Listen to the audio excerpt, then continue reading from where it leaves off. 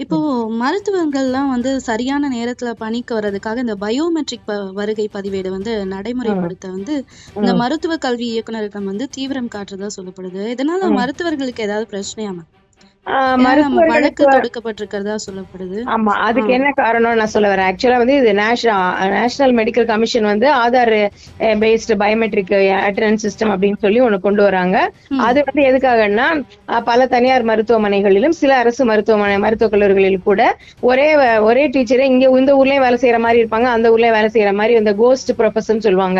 So okay. வந்து அப்ப வந்து ஒருத்தரே 2 இடத்துல வேலை செய்யற மாரி, 3 இடத்துல வேலை செய்யற மாரிலாம் கணக்கு பாட்டிட்டு இருப்பாங்க. அவங்க அங்க ம். பிசிக்கலா இருக்கவே மாட்டாங்க. So okay. இதையெல்லாம் தவிர்ப்பதற்காக, தரத்தை உறுதி செய்வதற்காகவும், சரியான வந்துட்டு மருத்துவர்கள், பேராசிரியர்கள் எண்ணிக்கையை உறுதிப்படுத்துவதற்காக ஆதார் பேஸ்டு பயோமெட்ரி என்பது வைக்கிறாங்க. அது தவறு கிடையாது. இப்ப பிரச்சனை எங்க வருதுன்னா, இப்ப ம். 24 மணி நேரம் டியூட்டி என்பது அது வந்து ஒரு இன்ஹியூமனான ஒரு விஷயம். மனித உரிமை மீறல் ஆகும். அப்போ ஓகே. ஒரு காலேஜ்ல ஒரு ப்ரொஃபஸரா இருக்கிறவங்க 24 மணி நேரம் எப்படி டியூட்டி பார்க்க முடியும்? இவங்க ம். என்ன சொல்றாங்க, நைட்டு 12 மணிக்கு வந்துட்டு ஏன் மருத்துவர்கள் வழக்கு போடுறாங்கங்கிறத சொல்றேன். ம். 24 மணி நேரம் டியூட்டிங்கிறத முதல்ல ஒழித்து கட்ட வேண்டிய ஒன்று.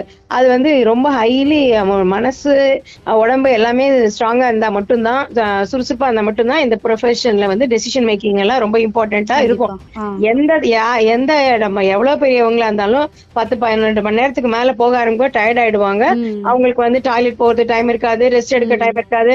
பேஷண்ட் கிட்ட எல்லாம் நீங்க சரியான நேரத்துல சாப்பிடணும், சரியான நேரத்துல தூங்கணும்னு சொல்லிட்டு டாக்டர் அந்த மாதிரி செய்ய முடியாத ஒரு சூழல்ல வந்து அரசு வைக்க கூடாது. கண்டிப்பா. அப்ப 24 மணி நேரம் பணி என்பது ம். உடனடியாக நிறுத்தப்பட வேண்டும்.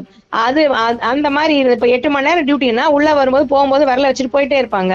சோ ம். அந்த மாதிரி வந்து இல்ல இப்போ. இப்போ ம். 12 மணி நேரம் டியூட்டி, 24 மணி நேரம் டியூட்டின்னு சொல்லிட்டு நடுராத்திரி 12 மணிக்கு வந்துட்டு, ஏன்னா இன்னைக்கு டேட் முடிஞ்சதுல அந்த கம்ப்யூட்டர் அப்படி காமிக்காதுன்னு சொல்லிட்டு 12 மணிக்கு 11:55க்கு விரல வச்சுட்டு திருப்பி 12:05க்கு வைக்கிறது, இது மாதிரியான சொல்லும் பொழுது மருத்துவர்கள் வந்து இது வந்து வேண்டாத வேலை செய்வாங்களா டியூட்டில இருக்கும்போது? அங்க போயிட்டு இப்போ ஒரு டெலிவரி பாக்குற டாக்டர் டெலிவரி பாப்பாங்களா, இல்ல அட்டெண்டன்ஸ் இருக்கிற இடத்துல போய் பதிவு பண்ற இடத்துல போய் வச்சுட்டு வரல வச்சுட்டு நின்றுட்டு இருப்பாங்களா? So okay. அப்ப வந்து நோயாளிகளோட இதுவும் பாதிக்கப்படும். ஆபரேஷன் தியேட்டர்ல ஆபரேஷன் பண்ணிட்டு இருப்பாங்களா, இல்ல 12 மணி ஆச்சு அப்படியே நிறுத்திட்டு இங்க வருவாங்களா? சோ ம். இதெல்லாமே வந்துட்டு இல்லாஜிக்கா இருக்கு. ஒரு விஷயத்த வந்து நீங்க எதுக்காக பண்ண வரீங்க? போதுமான அளவு மருத்துவ பேராசிரியர் நியமிக்கப்பட்டிருக்கிறார்களா? இதுல ம். முறைகேடு செய்வதற்கான வாய்ப்புகள் எங்க இருக்கு சரி பண்ணணும்னா, அப்ப அதுக்கு தகுந்த மாதிரி எண்ணிக்கையில ஆள வைக்கணும். 24 மணி நேரம் பணி செய்யக்கூடாது என்று ஒன்றிய அரசாங்கமும் செய்ய மாட்டேங்குது. 24 மணி நேரம் பணி வந்து வைக்கக்கூடாதுன்னு நேஷனல் மெடிக்கல் கமிஷனும் சொல்ல மாட்டேங்குது. ஓகே. தமிழக அரசாங்கமும் சொல்ல மாட்டேங்கிறாங்க. ஆனா வந்து மருத்துவர்கள் ஒத்துக்க மாட்டேங்கிறாங்க. மருத்துவர்கள் வந்துட்டு கோஆபரேட் பண்ண மாட்டேங்கிறாங்கன்னு மருத்துவர்கள் மேலே சொல்லக்கூடாது. இன்னொரு விஷயம் வந்து மருத்துவர்களுக்கு வந்து ஃபீல்டு விசிட் ம். பல்வேறு புதிய திட்டங்கள் போடுறாங்க. அப்ப வந்து நீங்க வந்து ஆரம்ப சுகாதார நிலைய மருத்துவர்கள் எல்லாம் ஃபீல்டுக்கு போய் அங்க போங்க. பல்வேறு இடம் மறுமண் காப்போம் திட்டம், அந்த திட்டம், இந்த திட்டம், நிறைய திட்டங்கள் போறாங்க. அப்ப ஃபீல்டு ம். விசிட் போக வேண்டியதா இருக்கு.